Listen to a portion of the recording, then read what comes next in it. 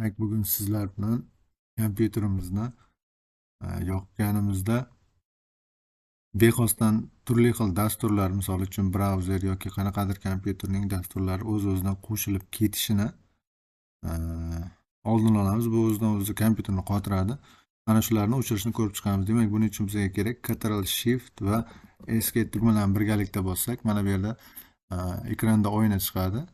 Bu oynadan mana ko'rib turganingizdek barcha dasturlar turibdi. Bu yerdan avto zagruzki bo'limiga o'tamiz va avto zagruzki bo'limida agar bu yerda отключить, mana bu yerda Kontana dasturi отключить turibdi. Отключitni agar biz bosib выключить qilsak, demak bu kompyuterimiz yonganda bu dastur o'z-o'zidan ishga tushmaydi. Mana ko'rib turganingizdek barchasi выключить turibdi meni kompyuterimda. Agar buni mana bunday qilib отключить o'tkazib qo'yadigan bo'lsam, kompyuter yonganda, demak Microsoft OneDrive dasturi ishga tushadi. Buni o'chirib qo'yamiz.